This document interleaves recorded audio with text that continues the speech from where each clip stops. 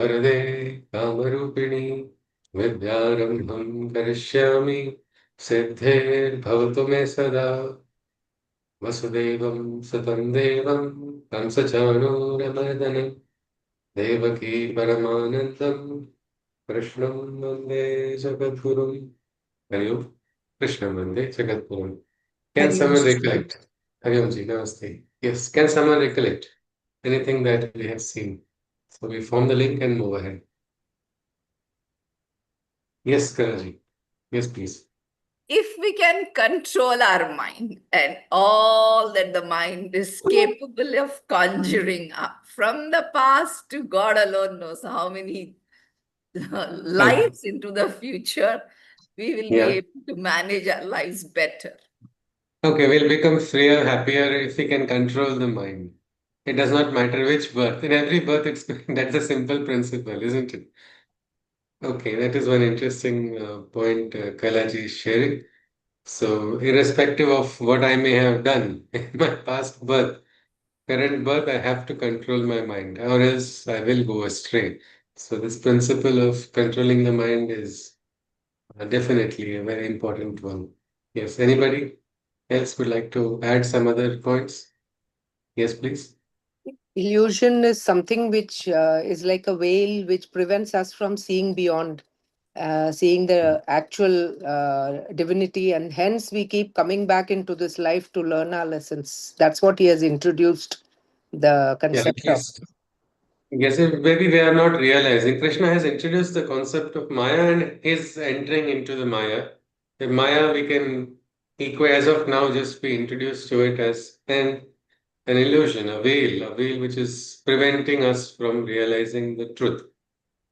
Any truths do you think we are not able to understand or realize or see in the world? Can we think of any truth we cannot realize That or see? Krishna himself is manifesting in nature around us. Okay, the existence of God also, isn't it? We can't really directly see. We are heart probably, but our heart knows. But by our mind or by our logic, it sometimes questions because it's not got evidence enough. And the principle of God is not easily got by the mind also. So it is something. Maybe there is some Maya which is preventing us, isn't it? Sometimes it's an experiential realization. Some people get that, and then they become trupta, they become free. If we see, we stopped at a very nice shloka. Krishna says, the very realization of the existence of the divinity and the working of the divine in the world can liberate us, can give us moksha, can give us mukti. Mukti from what? From mukti of repeated cycles of birth and death. Maybe this birth we have come, as Krishna says, we had a birth before also, now we are in a current birth, future also we'll have. But in this birth, do we have so many cycles? Are we not getting trapped in cycles in this birth itself? Within this life itself, there intrinsically so many cycles. We call it moha, isn't it? Sometimes it's like we call some deja vu is a different experience, but getting trapped in a loop is a very different experience, isn't it? Many times same things happen. I go up because of my attachment. I go and speak in one way to this person. This person gives me a slap, not physical, verbal. I get disappointed. Then I again go to another person, but same attachment is there. Again, I'm getting trapped. So this different cycles of moha or maya trap us. The very realization of the presence of the divinity realization, getting conscious, getting confident, I mean, you're not having any doubt about that existence. It can liberate us, is what Krishna says. Janma karma chale divyam. Yes, Kalaji. Yes, please. But in any case, I don't remember, so I don't know if I've come back or I've not come back, right? Yeah. Yes, we do not know. Some people say, this is Yeah. my last birth. It's as if you can go to a hotel and you can order, "Hey, I want one plate of idli," but you can't say, I want moksha and I'm going to get it just by wanting Yeah, it, isn't yeah, it? yeah, I And know. So, and so the divine's game is even crazier. If you see some bhaktas said, I don't want moksha only. So we don't know if they really got it or not, but there are some exalted ones who got certain realizations. They were saying that it is we want to come back again into this world because there's a nice poetic concept in Marathi. They say "Komodini kaya jane parimala." What does the lotus know of its nectar? Only the Brahma knows it. That is why how God also does not know what it is to love God from the mortal perspective. I want to come back again and again. I want to come back again and again. Or Sri Aurobindo in his hymn to Durga talks about we come back again to perform the bidding of the Divine Mother. Again and again we come. We work for you and then go back to our homes when our work is complete. But we keep coming again and again. Sant Tukaram had talked about Tukamane Amasi, Sukhe Galave, Garbhavasi. But he got a chance to get Moksha with Sadeha is, it is understood, it is believed in Maharashtra that Tukaram got a Sadeha Vaikuntha. And interestingly, he offered it to his wife because he had such great punya. She said, I don't want to come with you. So it's a different story. We do not know about moksha or whether we are going to come back or we're not going to come back. Should we come back or should we not come back? By thinking, we do not know. At that time, probably we will get some realization, we will understand. That's an absolutely different story. But the realization of the divine, the realization of the presence of a consciousness of the divine, and this consciousness is working behind the wheel of things. This realization is enough to liberate a person. This realization from within, that is something man does not understand, isn't it? It's like a bhakta keeps praying for God. Unless God comes, I'm not going to take another step in my life. And so he sits on the terrace meditating. There's a flood in the village. And yet this person is saying, no, God has to come to take me. Now, first time a boat is now passing because the water levels have risen up to the terrace. He says, come with me, let's go. He says, no, God will save me. I don't need your help. Mortal help is not needed. Once, twice, thrice. And finally, this poor person, he drowns. Now he goes to, it's Swargal, it's a story only. He asks God, why did you not save me? Say, you funny fellow, I came 3 times. You only said you didn't want to, because you wanted me to come in this way only. Because that is the rigidity of the mind. This is the limitation. So if we just forget whatever it is and just try to realize that there is a, if and that too, it's not supposed to be done just for mental some kind of satisfaction or some kind of security. It's a realization which must come. And that has to come to each individual. It can come in any way depending on the swabhava of the person. The person has to sincerely seek. Those who seek only can find, and once they find, they are free. That's what Krishna is saying. The presence of the divine and also the divine working in this Mayavi world, well, you get mukti, is what Krishna says. The biggest mukti you actually get is mukti from fear and anger. Shwetaji is saying something. Yes, please. Is it? Yeah, just that even to desire mukti is again a desire, right? So just to love, Yes. yeah, yeah, Let just to that love be the offered to the divine. divine, isn't it? Yeah. If God wants to put me into another bandhana, let the divine do that to me, not I myself getting entrapped unnecessarily. That and sometimes even that we will see something about this similarly in the eighth adhyay about how this marga is there. There is a path. There is a path that leads to rebirth, and there is a path that leads to salvation. They are called. We will come across later in the eighth adhyay, the Shukla Marga and the Krishna Marga. And the wisest yogi is the one who has given this choice also to the divine. Divine, let the divine choose. Do I have to come back? I'll come back. If divine says no, it's all right. But let's see now. But Krishna says this will liberates us completely. Next, 10th shloka, we continue.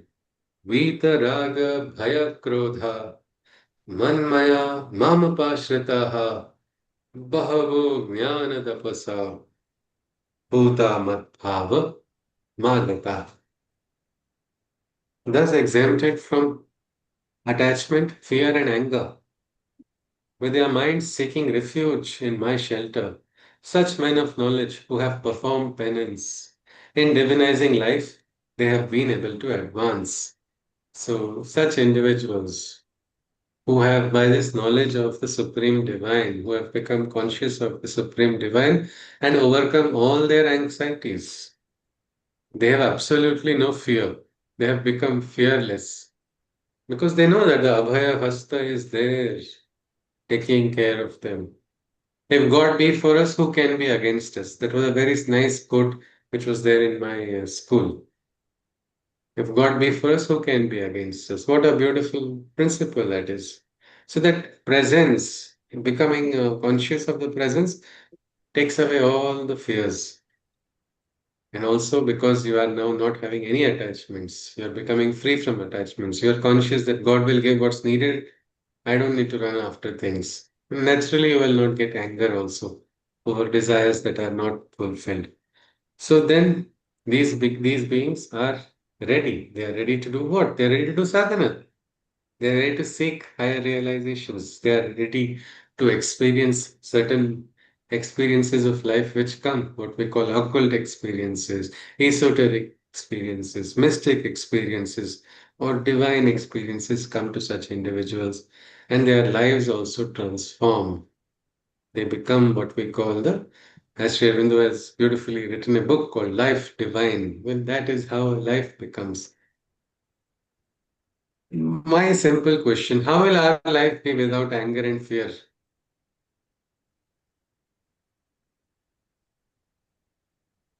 How will your home be? Forget the entire life. If there's no fear, there's no anger and no attachment. Yes, Peaceful, Shwedaji? Huh? peaceful, peaceful. Peaceful, isn't it? Hmm. Vrindavan will be at home only. By surrender, Yes, yes. By surrender, how will the house be, Ji? Trupti ji, I'm asking. If this happens, if this mhm, experience comes, how will we be in our homes? How will fear the and experience? this thing, Yes, Ji? you're talking about fear, na? Fear and Fear and without fear, attachments, anger, how is our life? If these three it will suddenly be very disappear, peaceful. It will be very very peaceful. peaceful, very Okay, peaceful. okay, Only, yes. only, If- only Hari Om. Okay, only have your happiness. Okay. Yes, yeah, yes, Rekha ji. Nidhi ji is adding something?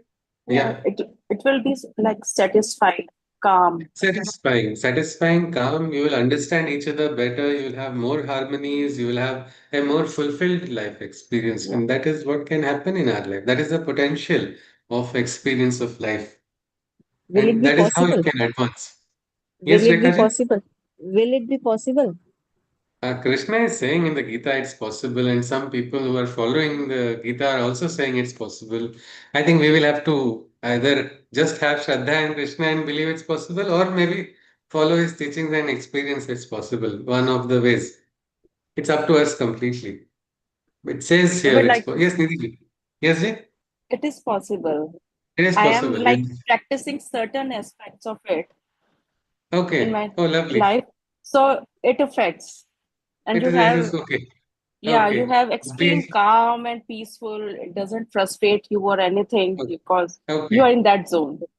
Okay, great. Nidhi is now sharing a lived experience that yes, it is very much possible. Let us aspire for the same and let it spread in every dimension of our life. Krishna goes on further. So they can advance. They can advance and divinize their lives. When you become free from attachment, fear, and anger, and your mind is free, free for what? Shri Krishna, Pranam, for doing the surrender, for experiencing the surrender. Mind is not invested everywhere else, and then you can receive this is only in the wise because wise have understood this. I don't need to get trapped in unnecessary circles. Let me focus on the divine. That's it. They are able to advance and divinize their life. Krishna goes on, Ye yatha mam prapadyante tams tathaiva bhajamyaham mama vartamanu vartante manushyaha partha sarvashah. Whichever form of mine my devotees expect their ardent prayers towards me, I accept. Seekers of my path walk in so many ways. O Arjuna, in search of me, all men tread always. This is very beautiful. Krishna is saying that whichever form of mine my devotees expect. See, even devotees in the bhakti also sometimes there are expectations. The most beautiful bhakti is without expectations. We will learn later on when Krishna talks about types of bhakti and how it is. But in that also he says, I don't mind. Somebody visualizes Krishna with sincere bhakti and having two horns. Krishna will accept that. He may not get insulted by this because he says that is your bhakti. He says, I accept that, whichever form. Their prayers are sincere, they will be received by me, is what he says. And seekers of my path walk in so many ways. O Arjuna, in search of me, all men tread always. Whether or not people are conscious, they are walking on the path of the divine. Sometimes they take time, sometimes immediately. It is just a matter of different perspectives. But ultimately, everybody is walking in search of the divine, whether or not they understand. Even those who deny the existence of God, they are denying it because they have not experienced it. Those who say the divine is only in the material, because they have not experienced the divine. What do they search in the material? They search for some kind of bliss. Even addicts, what are they doing? They are searching for a bliss which they do not know. They do not receive it because they are searching in the wrong places. But ultimately, every soul is moving towards this. Each soul is ultimately moving towards the divine. So, this we must understand. And another beautiful thing Krishna is saying that he is not enforcing you must worship me, my Chatur-bhuja Roop only, or my Roop. I like it when you worship me with the flute. Don't worship me this way, don't worship me that way. He's not said any of that. So it's a freedom for us to choose our path of worship also. That is the freedom of Sanatan Dharma as well. We have freedom to choose our path. We even have freedom to choose our God, isn't it? Our Aradhya also we can choose. I relate more to this Aradhya, so I will worship. That is what Krishna is saying here. Let's continue further. काङ्क्षन्तम् काङ्क्षन्तः कर्मणां सिद्धिं यजन्त इह देवताः क्षिप्रं हि मनुष्ये लोके सिद्धिर्भवति कर्मजा. The mortals to fulfill their works of desire sacrifice to the various godheads. Sacrifice to the various demigods whom they admire. Because these actions bear fruition quickly, in the human realm, the results manifest easily. So many times in the prayers, there are two types of prayers.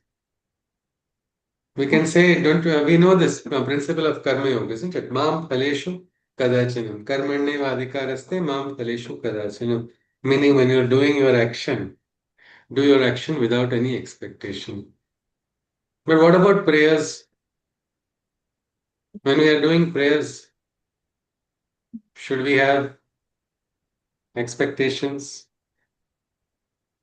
Or it comes under separate category, some sub clause. So prayers can be exempted from karma bandhanas. Anybody? Shobhaji is saying something? No, I said no, definitely not. When you pray, Definitely not. Definitely not. Because that is the highest form of prayer. It's like they call there is Sakam Prarthana and there is something called Nishkam Prarthana. Nishkam Prarthana is a Prarthana done without. I may have 0 rupees in my pocket, but I'll not bend and say, please give me money. Give me money. Let the divine's will be done. Shri Krishna Paramastu. It's a wonderful prayer. Sometimes the best prayer is just Dhanyosmi, Upakritosmi. Thank you.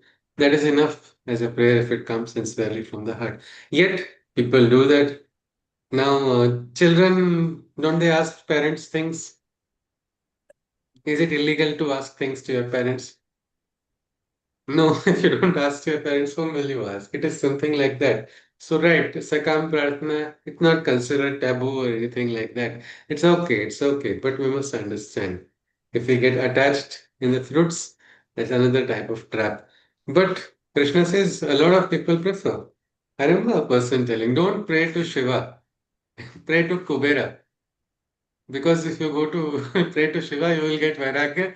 Your bank balance might become nil also. It won't make any difference. But pray to Kubera, you will get good increase in your assets, increase in all of it. And the person who was saying it was actually experiencing very good increase, and he became what we can say an authority in financial matters. So he was saying, I worship Kubera. Why is it? Again, these are the different aspects of life. Krishna says here. Because people choose their demigods where they are getting good return values, whether it is right or whether it is not. We will keep this in abeyance. Let us see better. We'll see in the future shlokas. Krishna tells. Somebody saying something? Is it? I Anyone? want to share. Yes, Kalaji. Yes, please. I have a friend who will diligently perform Lakshmi Puja during Deepavali, and she will say, I can afford to displease any god or goddess, but not Lakshmi ji. Even Ma Saraswati can be displeased by her. Of course, I mean, I mean, Ma wisdom is Saraswati is lost. more important, but that was Wisdom, her. wisdom is lost. Yeah. Displeasing Mahakali, who can afford? Mahakali will destroy everything, isn't it?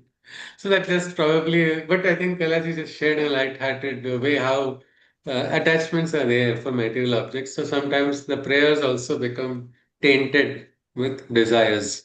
That's what Krishna is saying. Let's continue.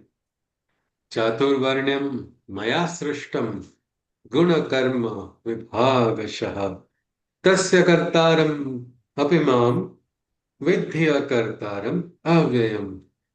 Krishna says, I created the fourfold system of order on the basis of qualities, activities, and order.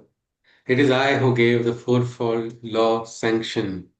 Imperishable I am, yet I detachedly perform my action. I just repeat once more.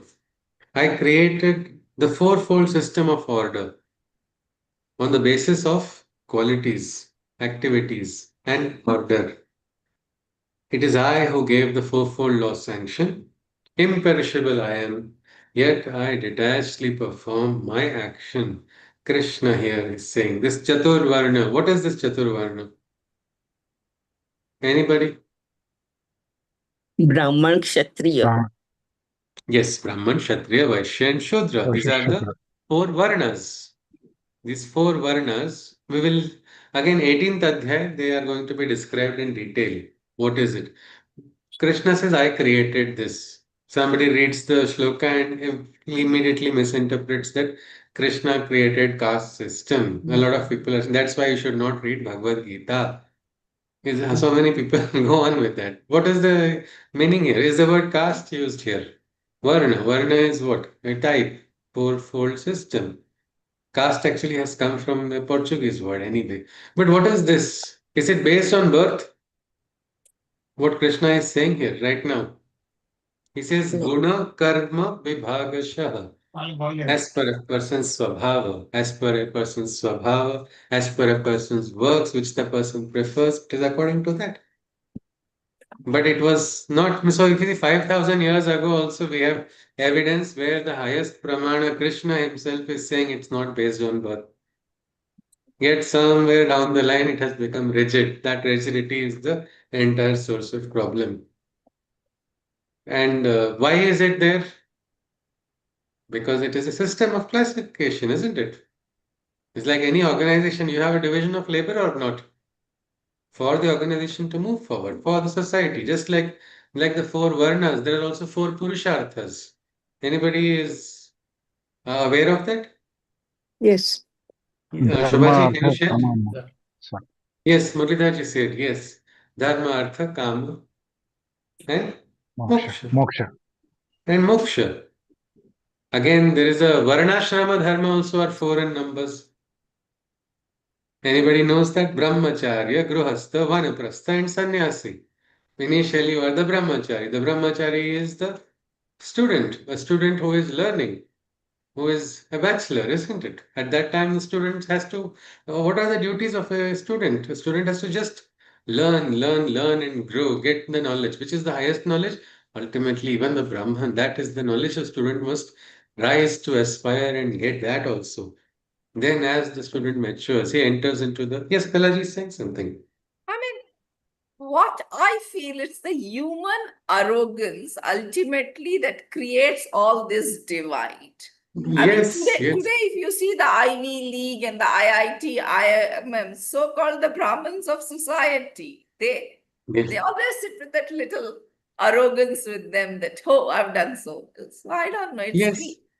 No, that it's a human nature actually. It is a nature of human, which has humanity has to get transformed. Only then this arrogance will be lost. And for the transformation to humanity, a threshold population must first get transformed. Then they become the leaders. They become the influencers. Right now, our influencers are doing very funny things online. We need better influencers. For that, I think each of us will have to become that. So anyway, let us look at this as brahmacharya. Then there is the Grihastha-ashrama. Grihastha-ashrama has duties towards the household also. It's like the where a person is setting up. And then is the Vanaprastha-ashrama. What is Vanaprastha? It is said like a forest dweller. Basically, movement towards retirement. How is it happening? Well, the one who has experienced, who has a completed brahmacharya state, who has gone through Grihastha-ashrama state, now in the Vanaprastha-ashrama state is now passing on the knowledge that was received. This is how the generations receive, isn't it? What was yesterday, what is today, and tomorrow. That link has to be there. So the Vanaprastha ashram person keeps doing that. And then there is the Sannyasa ashram, which is said to be the final ashram. Again, this is not rigid. I can say I want to be brahmachari, even if I get married, I can still be a brahmachari and keep learning, isn't it? The sannyasi can also continuously be in that state also. So, but this there were systems for overall growth of society, overall individual growth as well as collective growth. And it did not have to be sacrificed, individual and collective growth for a joint integral evolution. So this Krishna said, I created this fourfold system. Why did I create it? He says, for the growth of humanity, for forward movement only. It is I have to. It is I who have given the law's sanction. When I'm the creator, I can quickly just, sit on my throne and probably call people to give me grapes in my mouth. But he says, no, I detachedly perform. I detachedly perform my action at all times. Though I have created it, I am also getting bound myself in those rules because I have to lead by example. I have to keep doing my duties just as all of us have to do. That is what he's trying to remind us. He goes on further. Namam karmani limpanti, name karma phale spruha, iti mam yo bhijanati, karma bhirna sabadhyate. I cannot be chained or bound by actions, nor by any fruitive aspirations. He who knows this and understands in the entanglement of work, he never lands. I repeat, I cannot be chained or bound by actions, nor by any fruitive aspirations. He who knows this and understands in the entanglement of works, he never lands. Such a person who understands that the divine cannot be bound by anything, not by personal aspirations, by it's like sometimes people try to bribe God in prayers, isn't it? Sometimes it's very sad and sometimes very silly also. And it is very silly how grown-ups also do that. It's not just children. Well, he says somebody who understands that divine cannot be bound. That person also operates by the same principle and decides that I don't want to get entangled. I will not get entangled in this cycle again. I don't want to follow this cycle, which is a cycle of death only ultimately. It is destruction, it's a cycle of loss. I don't want to fall in that trap, is what that person says. Krishna goes on, he says, Evam Nyatva Kritam Karma Purvairapi Mumukshubhihi Kuru karmaiva tasmatvam purvaihi purvataram kritam. The ancient wise ones who were liberated, imbibing this knowledge they operated.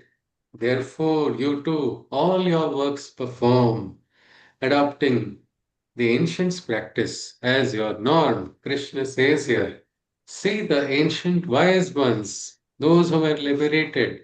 We see another name now called Mumukshu. I think we have seen Muni, isn't it, before?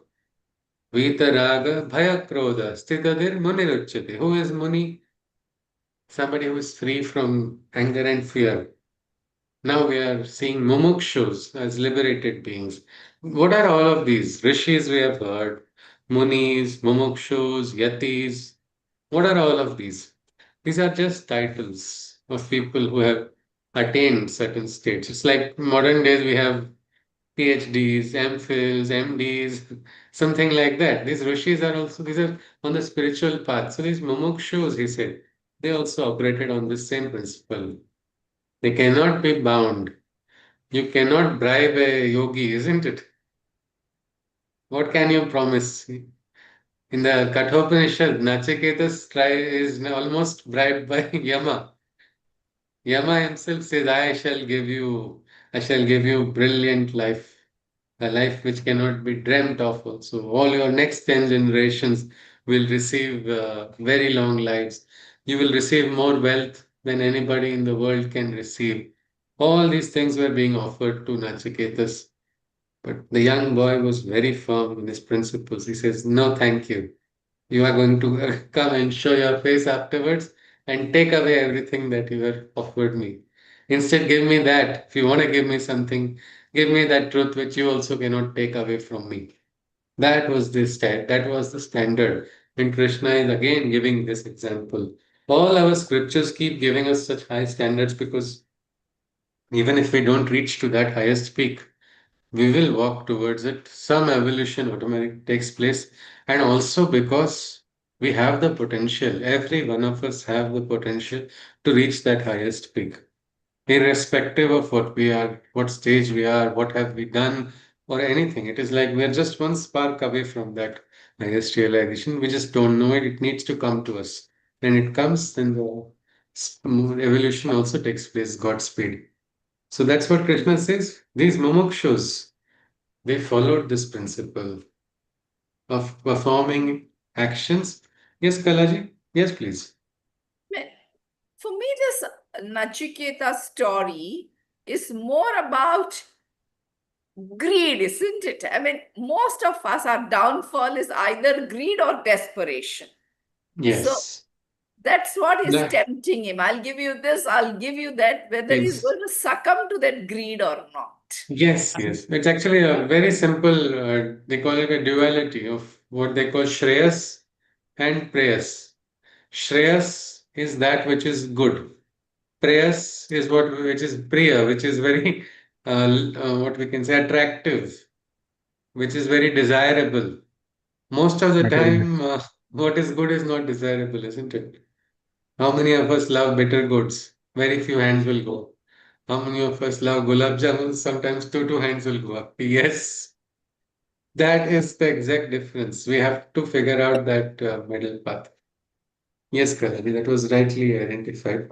So Krishna says, Arjuna, you too become a mumukshu. Follow this principle of detachment and don't forsake your actions. They are very important, is what Krishna is saying. He goes on further. He says, Kim karma karma karme, kim karma, kima karma iti. Kavayopyatra mohitaha. Tatte karma pravakshami yajñatva moksha se shubhat. What is action and what is inaction? Even the wisest seers are thus perplexed. I shall hand you that riddle's explanation. That knowledge by which all bondages are shed. He says, I shall give you that. Sometimes even the kavis, the enlightened seers, they are also perplexed. That is how dense the karma is. It's like a big maze. So even the wisest of seers get lost or get confused. What is action and what is inaction? What is karma? When should I participate? When should I withdraw? When is it the right time for me to intervene? When should I not intervene? Sometimes the wisest get confused. Case in point, our wise Arjuna was actually very, very mentally strong. Yet he got lost, isn't it? Because that is the way, how deep this is. Krishna says, I shall grant you the knowledge of the same. Karmano hyapi bodhavyam bodhavyam cha vikarmanaha akarmanascha bodhavyam gahana karmano gati. It's a very beautiful statement. Gahana karmano gati. It is deep. We don't even realize sometimes we speak certain things. We don't even know what consequences of what we speak. Sometimes after one decade, we understand, oh, I spoke this there, that is having consequence now. So that's why we have to be careful, isn't it, what we speak? Or at least conscious. We need not be afraid, but we have to be conscious of our actions because it's a very deep nature. Krishna says, understand one must what is right action and what is the action that is considered wrong. Also, one must know what is considered to be inaction and the deep nature to which the way of works belong. All three. What is karma? What is akarma? And what is vikarma?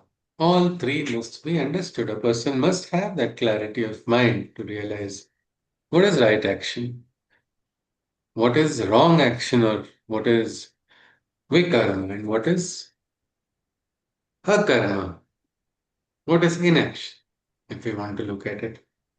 Krishna goes on, Karmanya karma yaha Pashyeda karmani cha karma yaha Sabuddhiman manusyeshu Sayuktaha kritsna karma krit. He who while performing action sees inaction, and even in inactivity, he who perceives a latent action, know him to be the man of the illumined mind, and his actions transcendently benefit all of mankind. I'll repeat once more. He who while performing action sees inaction, and even in inactivity, who can perceive a latent action, know him to be the man of the illumined mind, and his actions transcendently benefit all of mankind. Meaning, when a yogi reaches a higher state of consciousness, his smallest action done by that yogi leads to great benefits for the entire world. What we talk about Lokasangra. A beautiful quote was there. I think it is attributed to either the mother or to Sherbindo. It is, if at all the French Revolution took place, it was because there was a man on Indians' nose meditating upon liberty, equality, and fraternity. Because the yogis somewhere they sit in their dhyan, they sit in their trance, and what happens from somewhere else, somebody receives the thoughts, it comes to them, they get the inspiration, the forces work in the world. That is how the consciousness connects people across the world, whether or not we are aware of it. In Krishna here, he says, he who while performing action sees an action, and even in inactivity, he who perceives a latent action. Such a person who is able to see, he can be considered a person who is in awakened state.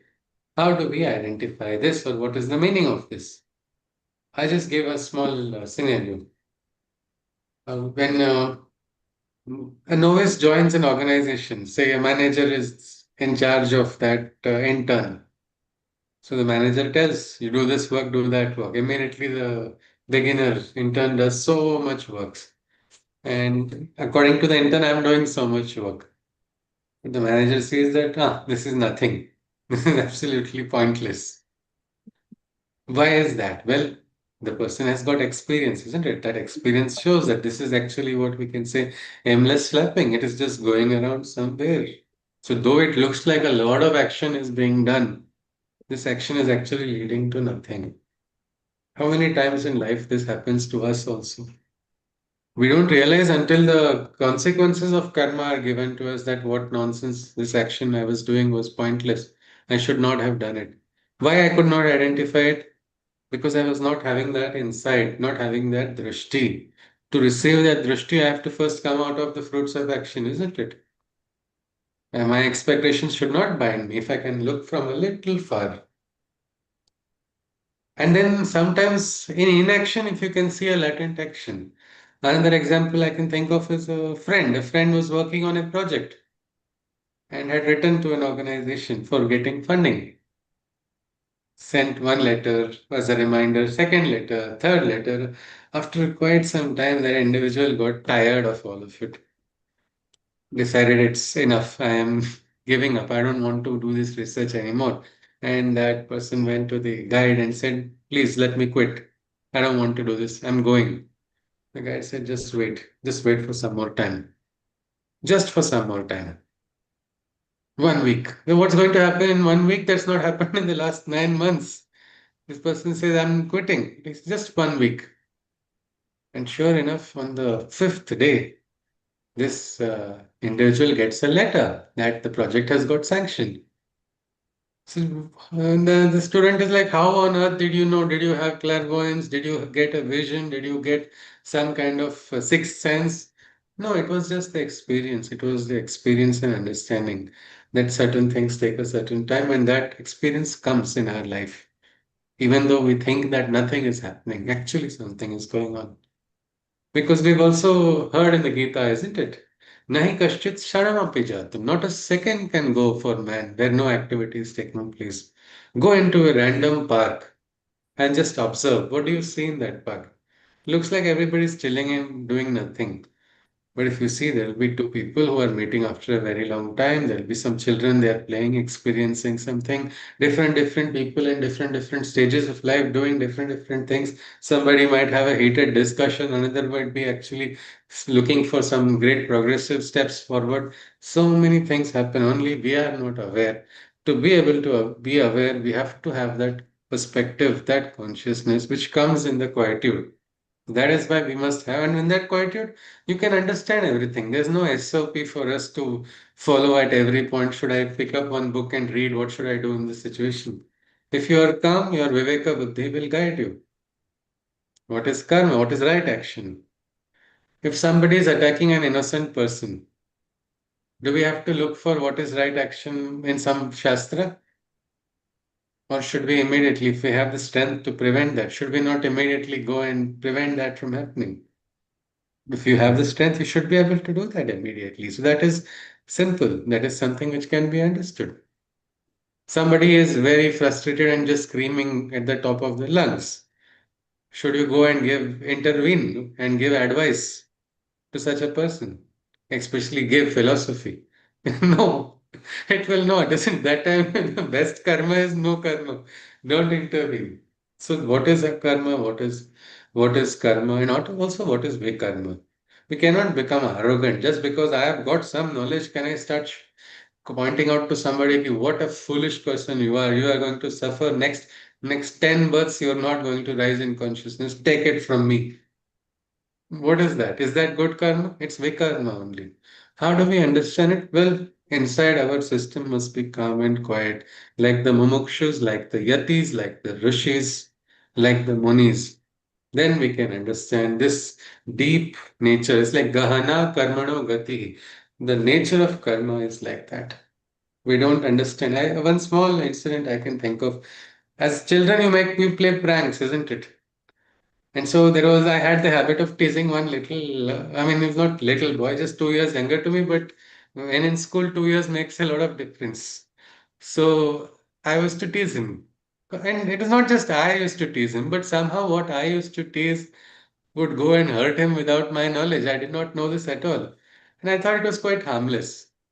When this person became a psychiatrist, and it was good. He was learning and studying for psychiatry, and all of that was good. And I just heard that he is sitting with another friend. So I said, "Wow, it's been so many years. I've not met him. Let me go and meet him." I went to meet him, and he was on the terrace of the hostel. My God, he got so angry. He said, "You." I was so shocked, and he was actually under some influence, so he was not really in the right state. But looking at me, he got angry, which I didn't understand why he was angry. So then I asked him what happened. He said, "What is your problem? If I turn the AC on a rainy day, I can turn it on. Why are you having a problem?" And I could not understand any context. And then suddenly I remembered this was a dialogue I had passed on to my friend very casually. This friend has gone and added a lot of stories passed it on to him, and this has been happening as a system without my knowing. So this person is harboring a great hatred towards me for an action which I didn't even know. I did not intend to hurt him anytime. But this kept on. He said, you people, uncle, aunties tell you are a good boy, but they don't know you are an evil person. What he was going on. Then I just went and I said, I'm really sorry. I didn't realize I should have been a good elder brother to you. I am so sorry for behaving this, though I was actually laughing. But he was under influence, he could not see me laugh. But my apology made a lot of difference to him. And then we actually patched up and he talked to me and we had a good insight. When he became a little normal, we did have good conversations. But the very fact that my words spoken to somebody else so long ago can have such an impact that some person is still carrying this in the head shows that we do not know what we are doing. These are just words. Sometimes our actions. We do certain things. That is the dense nature of karma. We really cannot predict. So instead of it's like a dense forest. But for a simple solution to understand what is right, what is wrong, and when should we intervene, when should we not, instead of really being worried or afraid of consequences, if we become quiet on the inside, we will know it. That is what Krishna is saying. Let's go to the next 19th sloka, which is more shedding more light, more clarity on it. Yasya sarve samarambhaha kama sankalpa varjitaha jnanagni dagdha karmanam tamahuhu panditam buddha. Krishna says, he who seeks not any gratification, he whose every activity is without desire, he whose very works are consumed by knowledge's fire, he is declared to be the wisest sage in action. Krishna says, I repeat it once more. He who seeks not any gratification, he whose every activity is without desire, he whose very works are consumed by knowledge's fire, he is declared to be the wisest sage in action.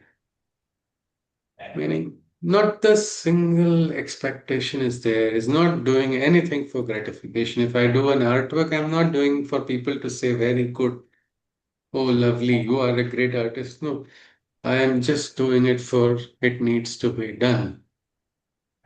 It's so simple as that. Or the bhavana of doing only has left that individual, what we call akarta bhava. It will come later in the Gita where you are no more the doer. Naham karta, harihi karta. Meaning you are not the doer at all. You're just a middle instrument. You are just a medium for some divine work to take place. So you're not going to get the credit. You're not going to get the blame. You're just doing it because it needs to be done. Like that. He whose every activity, whatever that person may be doing, the smallest of smallest thing, it's not with expectation. Even a single small plant being planted in the garden. Should you only plant it because it's going to give you some flower? Should you do it just because you're going to get some fruit? It's not required, isn't it? Just do it because it needs to be done. End of story. Without expectation. That individual who can do that, well, every work of that person, every action of that person, when done in this state, it is going to be illuminated by this fire and knowledge. We keep looking at references of Kathopanishad.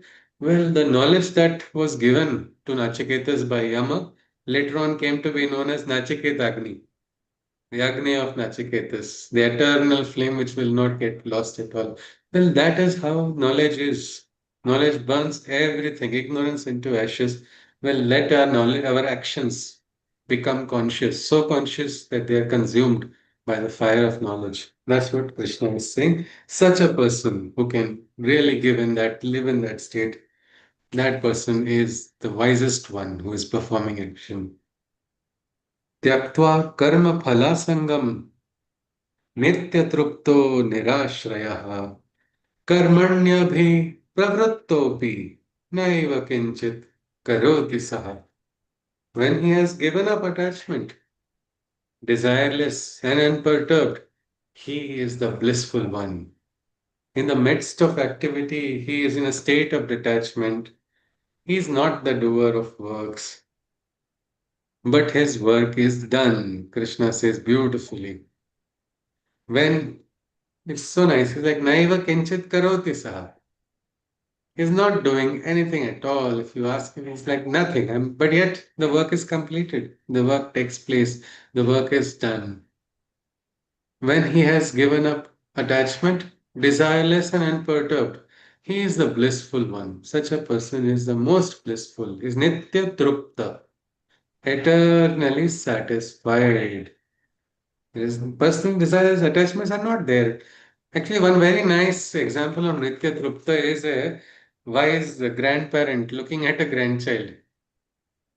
Can the grandchild who is, say, 3 years old, 4 years old, give a somebody in the 70s, can that child give anything monetary?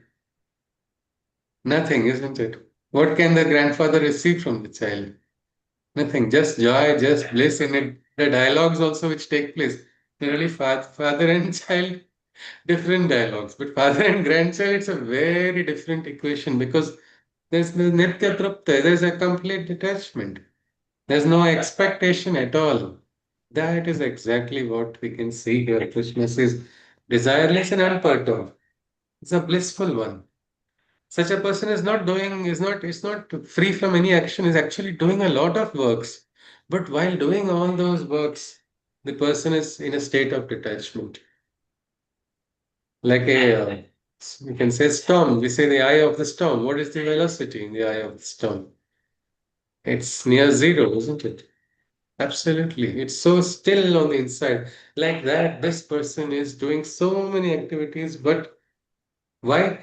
The doership is not there taken. That's why there's no headache also, isn't it? Many times I am doing this, so the eye gives a lot of headache. This individual has become free. And one more beautiful thing is that he is not the doer of works, but his work is done. Many bhaktas say, Ram hamara kaam kare, hum baithe aram. What does that mean? The God is doing the works. Things are changing. I just keep doing my duties without any expectation. It's become so relaxed. It becomes so normal. I might be sweating it out physically. I might be laboring very much. I might be going through my most difficult things. But when I just understand, oh, this is the Leela of Krishna. Chal raha hai. Chalo, chalo. Continue. Do what you want to do. If that bhava comes in, you are free. And then the experience also comes. As there is a bhajan. Uh, प्रभु को नियम बदलते देखा. I've seen the divine bending the rules, changing the rules for me. Rules of what? Rules of Prakriti also are bent. That is the experience of a bhakta who is in the state of oneness. What is this oneness called? It is yoga, isn't it? So the person is in that laya, person is in that flow, person is in the yoga, and the person is always blissful. And the work's ownership is completely unto the divine only.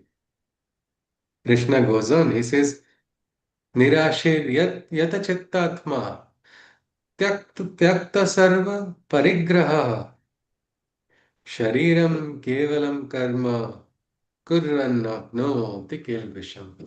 This is so beautiful. It's like he desires not for his heart or mind, all desires renounced. His senses in his grip you find.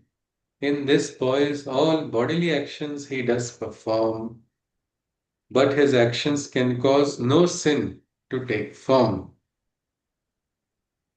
Meaning, such a person will not perform any papa at all. Nothing, no sin can ever take place. This person is working in a very different state of consciousness.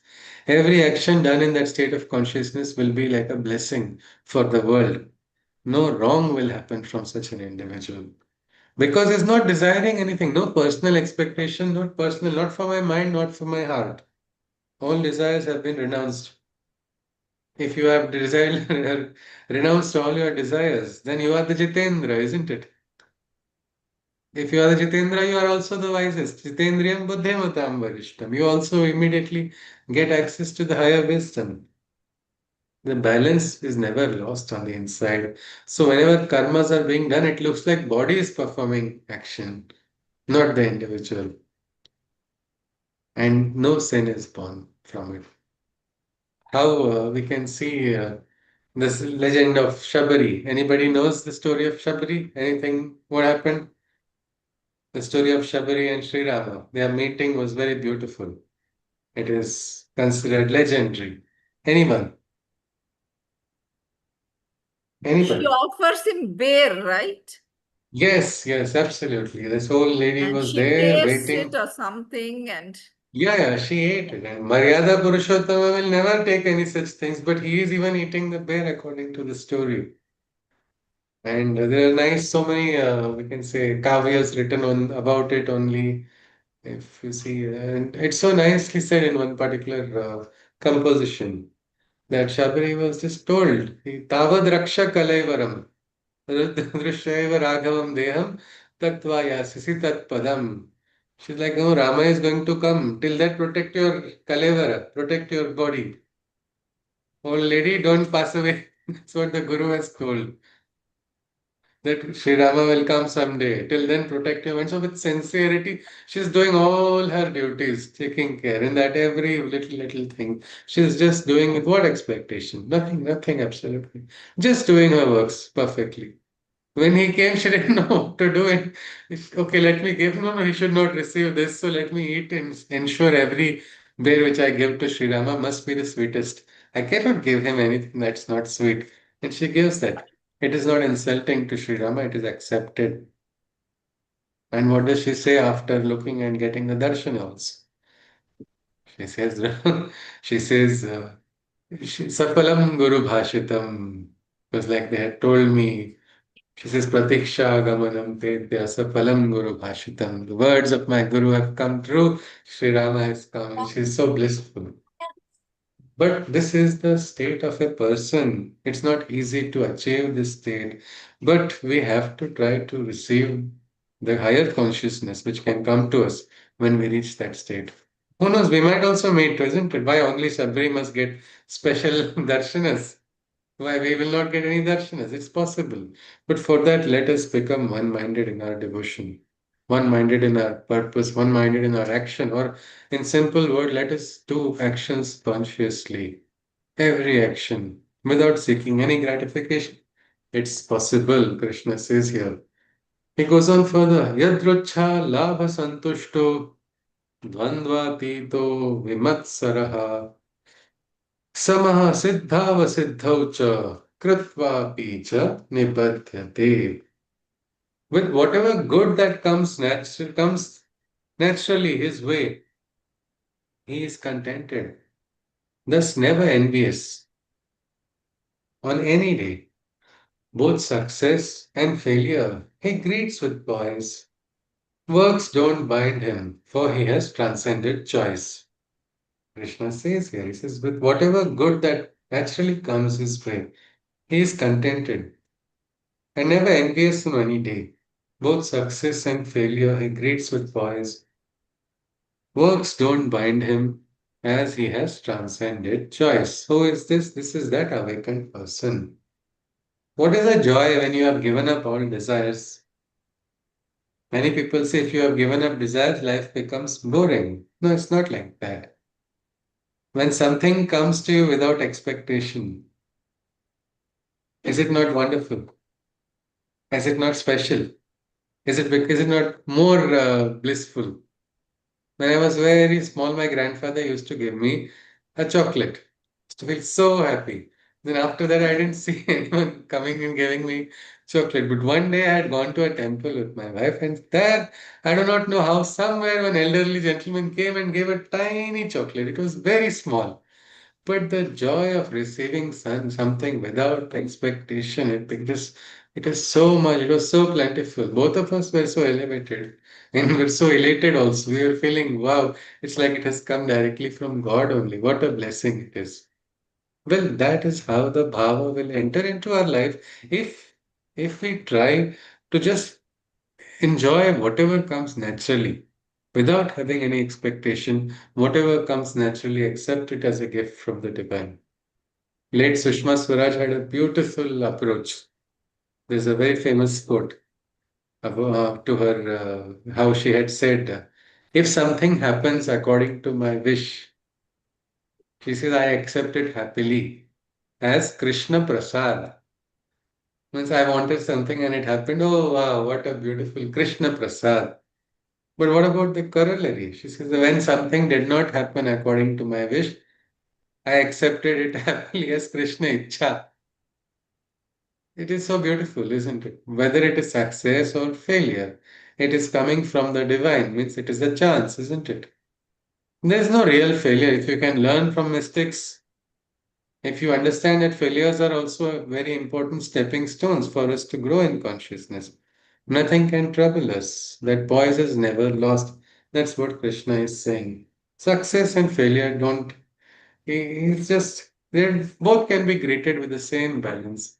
And such a person, he is totally transcending what we can say the choice, the dvandva. Most of the time, that is this duality. Should I do this or should I not? To be or not to be is the real question. When there is no question for the transcended yogi, he is just blissful, whatever happens. That poise is never lost. Krishna goes on. We'll stop at the 23rd shloka because it is time. Gata sangasya muktasya jnanavasthita chetasah yajna yacharatah karma samagram praviliyate. Devoid of attachment, he is truly free and liberated. In a state of sacrifice, his every action is consecrated. In the self, his heart and mind are immersed and involved, and all reactions arising from the works are dissolved. One moment. Krishna says him, like devoid of attachment, he is truly free and liberated.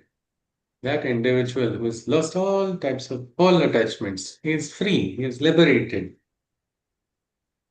In a state of sacrifice, his every action is consecrated, meaning that person is now performing yajna only, isn't it? Because that person has only become what we call the ahuti. The person is having nothing else. The person is offering himself to the divine completely. In the self, both heart and mind are immersed and involved. So they are involved and immersed in the divine only, heart and mind. Most of the time, there is a big dvandva, isn't it? A fight between the heart and the mind. Heart says, do this. Mind says, do that, which is not told by the heart. And there are sometimes such extremes. Unfortunately, tongue gets so confused, it says what is not there in the heart also, what is not in the mind also. Something new is told by the tongue, and then there is a new issue which is created, a new karma sanskaras are born. But not for the yogis. The heart is thinking the same thing, the mind is thinking of the same thing. They've all merged into that supreme divine only. And because of it, all reactions arising from works are dissolved. Meaning all little reactions, cranky reactions, all of them, they're all dissolved. What a big fool you are. Somebody says, yes, thank you so much.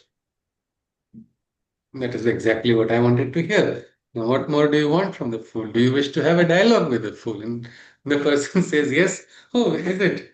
I think only a fool can have a dialogue with fool. And you can go walking. You're not disturbed at all. You are not disturbed with any situation, any reactions, no matter, because you're not having expectation, you're not hurt. No, I did this much for that person, and still this person spoke to me. It's all right.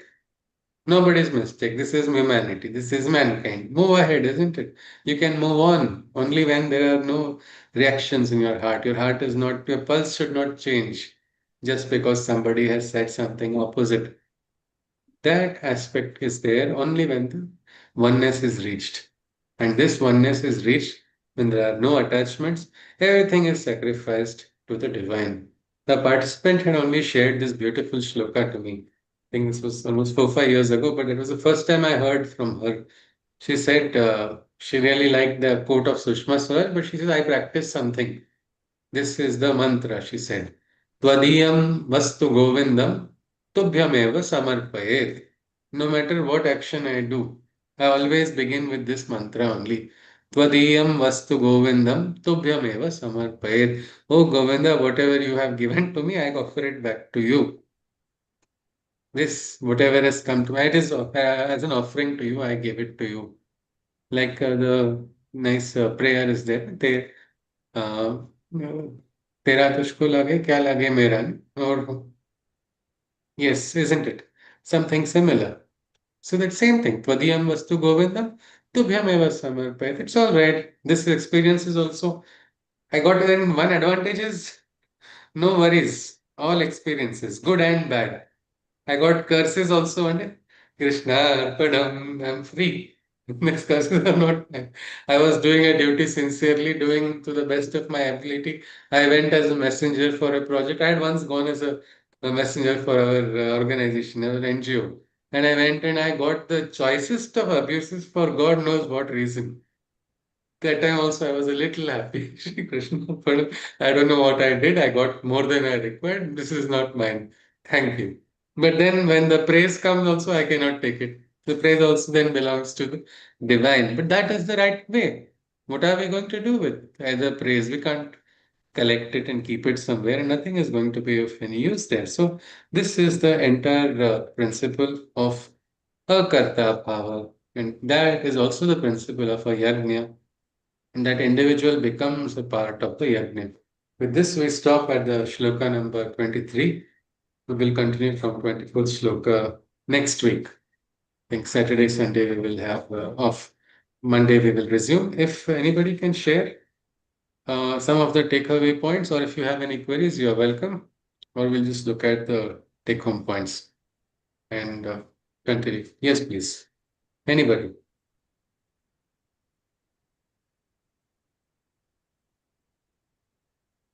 Me, all the shlokas today were like so aspirational, like so beautiful that a lot of reflection needed. Yeah, take home is like just to read and again and reflect. To Yeah, reread the shlokas. Any one yeah, shloka very you can think beautiful. which connected with you, Shwetaji, most? Any one among One these? after the other, all the shlokas, but yeah, the last one, the 23rd one, and 20th one also. I've just, yeah, so 17th also. yeah, like, so yeah, Yeah. like one after the other, it gives you a high, like, wow, what is our potential? If you And can then, share that high with everybody, that will be like a good weekend for everyone. Shwetaji, something, some point, yeah, some like, point which is related to you most. Yes, please. yeah, to be devoid of attachment, like, and Yeah. perform every action like a sacrifice. Yes. Oh my Yes. God, like, some glimpse like to be that is like, wow, like just a It's feeling कि एक पल के लिए भी आप वो बन जाओ तो okay. कितनी तृप्ति है तो वो Yes. Yes. yeah, it's so beautiful and Okay. you can only pray. I think it's grace, whatever, because you see that one moment you aspire you're able to do, but next 10 moments you just lose it. So I think Yes. So grace, it's the just very grace. possibility of becoming free of attachment itself is very inspiring. Yeah. Maybe worth trying to emulate. Absolutely. Yes, Ji. Thank you for sharing that. Shubhaji, would you like to add something? Anyone Yeah, who no, has something? I was very impressed by that 11th shloka where he says that all are walking towards the divine. We all are in it Yes. together. And this is Yes. only Sanatan Dharma which says this, that you Yes. can Yes. choose, Yes. you can question, but you have to Yes. walk Yes. and get over the illusions. This was too good. Absolutely. Yes. Yes. So we are all walking towards, whether or not we know, we are going towards that oneness only. Ultimately, there will be a union in the world also, but it's going to take some time. But it is definitely going to take place. Yes. Thank you, Shubhaji. Anybody else would like to add Yes. something? Or then we conclude with the Shanti mantra. You said that unknowingly sometimes we hurt others, Yeah. and when Yes. you hurt others, the hatred starts, and this hatred Yes. will not end unless you seek forgiveness. Like you said that you were when you realized Yes. you seek forgiveness. After forgiveness, only the healing starts. Yes. So Actually, there it was also very little of my mistake according to my understanding, because that person who was being Shakuni was really adding up everything and creating trouble. And the person who complained about me was the one who used to do everything. But somehow that anger was being directed. So maybe for that individual it was not required. But for me, it was not allowed at all. On my inside, I felt. So I went and asked him. And it really made up. It's like suddenly a bubble got burst. And unnecessarily, why should I? I remember even telling my friends, see, out of love only I was teasing, and everybody started laughing. No, nobody teases out of love. You were teasing because you were getting a joy in teasing. But this small thing of asking forgiveness, it did not make me small. It made me at least understand, at least one sanskar got eliminated. At least I didn't lose a friend, which I would have otherwise lost. So sometimes we have to be conscious, not just in this matters, it in anything what we are doing. And when we are conscious, probably the divine's consciousness then guides us only. We don't have to worry about what should be, what is our duty for the moment. But that clarity will come only in poise. And poise can come only when we don't have attachments, when we don't have expectations, when we are not seeking gratification. That is also a problem. Sometimes I want praise. I don't want money. I don't want anything else, but I want praise. That is also a trap. Let's not want anything else. Just let's want to do things right to the best of our abilities without expectation, and we can be free. Probably that is the highlight what Krishna wants us. Yes, Yashoda wants to add something, or Yeah, yes, with that intention to, be detached and desireless, I think also continuous prayers for, yes, like sorry. continuous prayers also to be Yes, yes, that. continuous prayers, and it happens. It will Yeah. happen. It will happen if our sincere attempt is there. All who seek definitely find. So it will happen. Quick, it's possible. I think one participant also, I think Nidhi shared her experience that she's lived at some moments where she got the freedom. Things became a lot more chill, a lot more easy and relaxed. It's possible. Yes. Nidhi wants to add something? Is it? Then we conclude. All right, no. Fine. Let's conclude with the Shanti mantra. Hari Om. सर्वे भवन्तु सुखिनः सर्वे सन्तु निरामयाः सर्वे भद्राणि पश्यन्तु मा कश्चित् दुःखभाग् भवेत् एवं तत्सत् कृष्णं वन्दे जगद्गुरुं नमस्कारं पुनर्मिलामः thank you Hari Om. Thank you Hari Om ji Hari नमस्ते Hari Hari Om. Om. Thank you Thank you. Hari Om Hari Om. Thank you ji thank you ji Thank happy you. Weekend Thank you.